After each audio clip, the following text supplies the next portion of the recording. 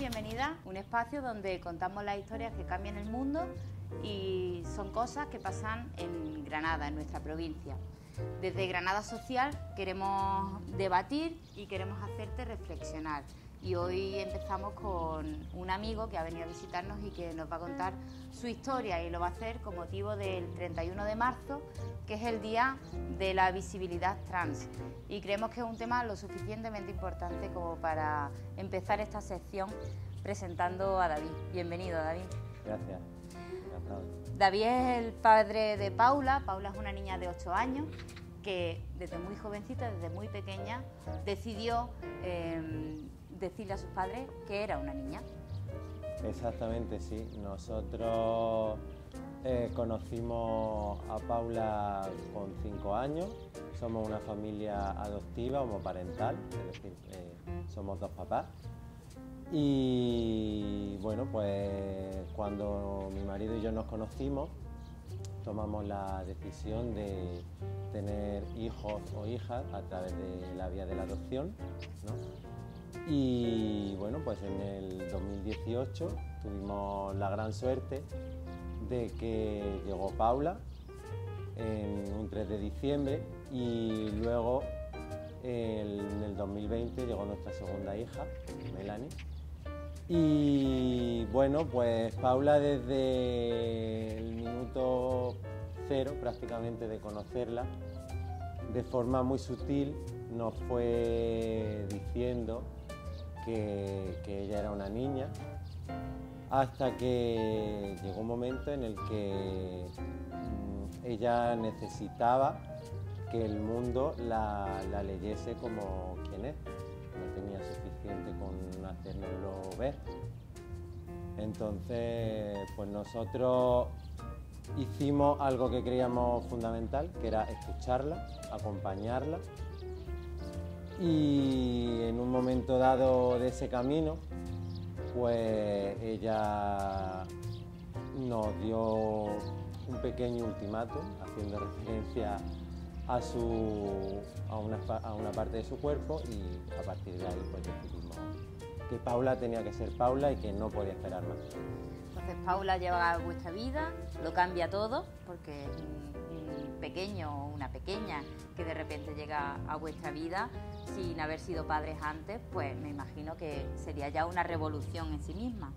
Y cuando empieza a manifestar que es una niña, entonces me imagino que generaría dudas, generaría miedo, generaría vértigo, pero me imagino que tiene que haber un momento en el que vosotros decís, esto nos lo tenemos que empezar a tomar en serio. A ver, nosotros realmente ya habíamos tenido contacto con otras personas trans, puesto que el mejor amigo de la infancia de mi marido es un chico trans, con lo cual esta realidad no nos era ajena. Con lo cual, para nosotros, miedo, incertidumbre por nuestra parte nunca lo ha habido. O sea, Paula nos dijo que era Paula y nosotros no tuvimos ninguna duda ni ningún miedo. Ahora, los miedos y la incertidumbre nos han sido generados a nosotros por agentes externos, sobre todo por la unidad tutelar de la provincia de la que ella proviene, que bueno, durante el proceso de adopción, para quien no lo sepa muy bien, pues mientras se resuelve judicialmente la adopción, la tutela la tiene un equipo de trabajadores de la Junta. Entonces ellos en un primer momento rechazaron que Paula era una niña y bueno, llegaron incluso a amenazarnos con retirarnos la menor. Pero vamos, que nosotros tuvimos claro que ella se iba a quedar en su casa y que ella era Paula y que íbamos a luchar contra viento, marea y contra cualquier persona que impidiese que ella fuese quien era. En ese momento que os estáis encontrando una pequeña barrera o una gran barrera con la administración pública, que es quien está tutelando a Paula, ¿qué opciones veis? ¿Que buscáis ayuda en el exterior? Sabemos que existen asociaciones, aquí en Granada existen algunas asociaciones que ayudan a familias trans. ¿Tirasteis de ese hilo? Sí, nosotros acudimos a la asociación Crisalis de familias de menores trans, que la verdad nos tranquilizó muchísimo en cuanto a a esa lucha administrativa, ¿no?, que había con respecto a la unidad tutelar, puesto que según las leyes andaluzas en materia LGTBI, ninguna persona puede determinar el género ni quién es otra persona, con lo cual, o sea, no tenía razón de ser su oposición. Y luego, pues bueno, el camino que le abre esta asociación a los niños, niñas y niñas trans, pues es un camino de acompañamiento, de empoderamiento, porque claro, en esta asociación, al igual que en otras, pero bueno, me voy a centrar en esta, que es a la que pertenezco, se hacen encuentros tanto provinciales como a nivel andaluz. Es verdad que con el COVID se han suspendido por las medidas sanitarias, pero antes del COVID, pues los niños, niñas veían a otros que estaban en su misma situación, pues por ejemplo, sobre todo las niñas trans, cuando empiezan a hacer el tránsito, que todavía suelen tener el pelo cortito y ven a otras niñas que están en su misma situación, ¿no?, pues como que se sienten más arropadas, se sienten refugiadas, ven que no son la única, ¿no?, que siempre, sí, la teoría está muy bien de que hay más personas como yo, pero ¿dónde están esas personas, no? Entonces, pues estos encuentros le ayudan a estos niños a encontrarse y a verse reflejados. Hablas de Paula, evidentemente, pero ¿vosotros os ha pasado lo mismo a vosotros? Es decir, ¿habéis encontrado otros padres que se encontraban en la misma situación, en ese mismo momento de tránsito, y os habéis podido ayudar o acompañar? Sí, claro, Crisalia al final es una gran familia en la que, pues bueno, siempre van surgiendo situaciones, dudas, y la verdad que en cuanto pregunta al resto de familias, o han pasado o están pasando por la misma situación, y muchas veces tú piensas que algo va a ser un mundo y luego resulta que es una tontería, ¿no?, que no tiene más preocupación que cualquier otra cuestión de la vida cotidiana. Me preocupa mucho un tema, que es el sistema educativo, porque cuando son niños tan pequeños, niñas tan pequeñas, con 8 años están en la escuela, que es uno de los principales espacios socializadores, que te pueden incluir o te pueden excluir, y es un espacio muy duro, un momento de la vida duro, ¿no? Cuando estamos en un tránsito, en este momento, vosotros, quiero conocer vuestra experiencia, pero sé que en 2014 aparece el protocolo de la Junta de Andalucía, que menos mal, que viene precisamente a poner nombre a estas situaciones que ya existían antes, pero se escondían o se ocultaban, y que una de las novedades que trae es que a los niños, las niñas, las niñas, se les puede llamar por el nombre sentido, ¿no?, por el que sienten. Sí, a ver, es que en nuestro caso no es habitual, porque el centro educativo fue el que dijo que iba a iniciar el protocolo, que a pesar de que la unidad tutelar se opusiese, que ellos iban a seguir adelante, y que fuese esta unidad la que les dijese que no iban a permitir ese protocolo. Y ¿no?, o sea, nosotros nos hemos visto acompañados al 100% por el centro educativo, por los dos centros educativos, porque Paula hizo infantil en un centro y ahora está en otro centro en la localidad en la que vivimos. Y desde los dos centros, Paula siempre, desde el primer momento ha sido Paula, es una niña, y no hay duda al respecto. Pero sí es verdad que tengo conocimiento de que en otros centros educativos esta realidad no se vive, y las familias pelean contra los equipos directivos para la aplicación de este protocolo, para que en las listas aparezcan los nombres de estos niños y niñas, y para que el profesorado les trate con la identidad que les corresponde, ¿no? Entonces, pues es una situación, imagínate, ¿no? Tiene un niño, una niña, un niño, tiene esa valentía de decir, este es mi nombre, yo soy esta persona, quiero que os dirijáis a mí así, y que desde un espacio que se pretende ser seguro, ¿no?, porque al final pasan muchísimas horas en el centro educativo te diga que no, te ponga trabas, pues la verdad es que es una situación muy dura, sobre todo en la adolescencia, que es donde se suelen dar estos casos de rechazo, ¿no?, por parte de los institutos.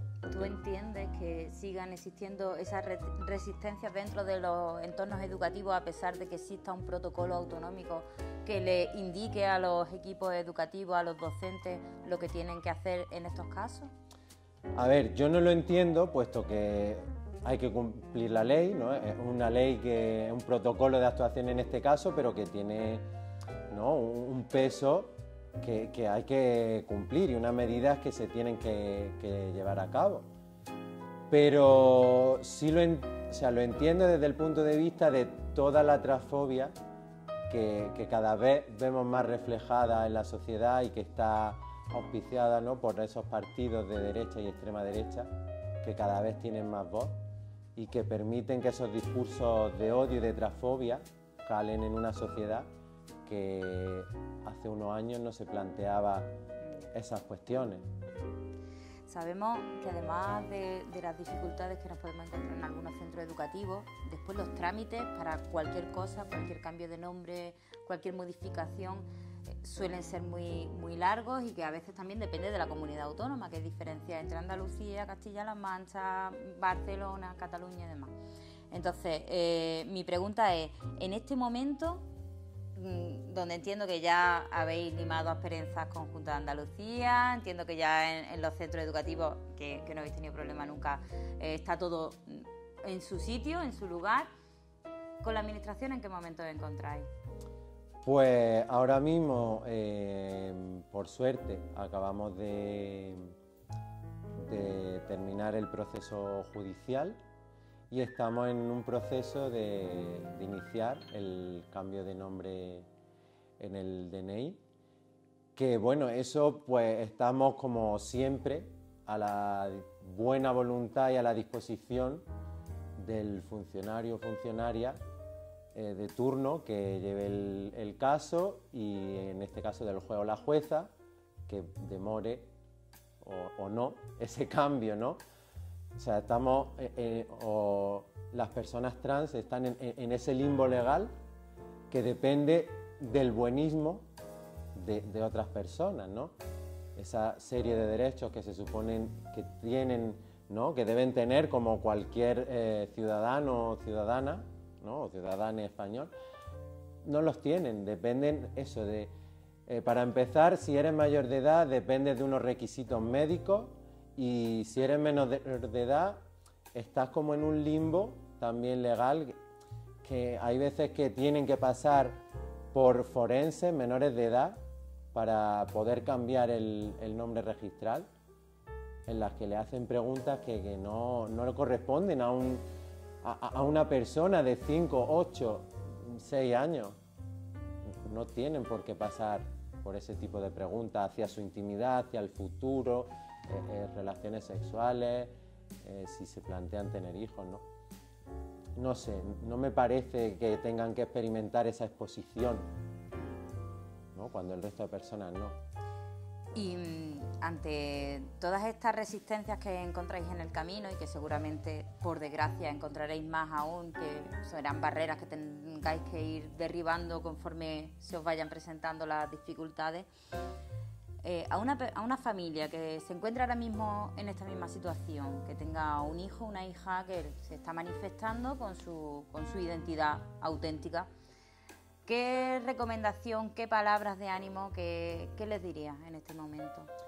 Yo les diría sobre todo que escuchen a su hija, que no tengan miedo al qué dirán, porque crítica siempre va a haber, si es muy pequeño o si es muy pequeña, porque es muy pequeño, si es adolescente porque es una fase, si es adulte porque está confundido. Entonces que al final lo que debe primar es la felicidad de vuestro hijo, que le acompañéis y que le escuchéis, y que si necesitan ayuda que nos busquen, que en internet, en redes sociales estamos que no tengan miedo a contactar con nosotros, que somos familia, que nos podremos equivocar, pero que al final pues todos tenemos una historia similar, todas las familias.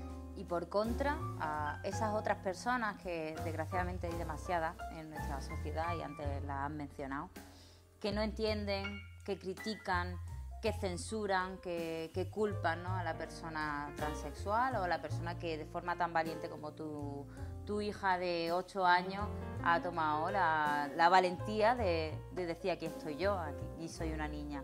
¿Qué le diríamos a esas personas? Yo les diría que antes de juzgar, que se atrevan a conocer, porque muchas veces lo que tienen estas personas es miedo a lo diferente, a lo desconocido, que no se aventuren a lanzar afirmaciones estereotipadas, que no tengan miedo a eso, a conocer, a abrir su mente, que las personas del colectivo LGTBI no somos seres extraños, ni hacemos cosas raras, vivimos nuestras vidas como cualquier otra persona que no pertenezca al colectivo. Ya he ido a varios sitios, ¿no?, y siempre hago la misma reflexión, que al final en mi familia pues hacemos lo que en cualquier familia que no pertenezca al colectivo, ¿no? Pues nos levantamos, preparamos a las niñas para el colegio, si no hacen los deberes, pues hablamos con ellas, hacemos la comida, pues vamos al parque, ¿no? Un día tenemos unas rutinas totalmente normales y no sé, que somos personas, que no somos monstruos, que no somos extraños, que se atrevan a conocernos y den ese paso. Pues con este consejo, que yo creo que al final se reduce a escuchar, informaros, conocer, no tachéis, no juzguéis a las personas, porque no nos gusta que nos juzguen.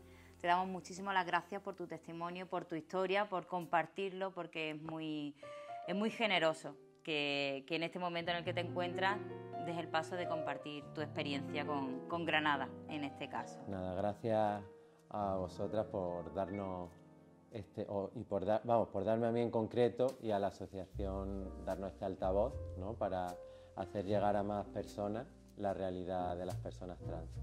Que al final resulta que la mejor forma de luchar contra la transfobia es informándonos, consultando, preguntando si tenemos dudas y contando las historias reales, como la vida misma, como la vuestra y como la de Paula. Pues nada, en Granada Social seguiremos luchando por la justicia social, seguiremos luchando por un mundo que esté libre de prejuicios y que esté libre de discriminaciones. Nos vemos en la próxima. Muchísimas gracias. Seguidnos en nuestras redes.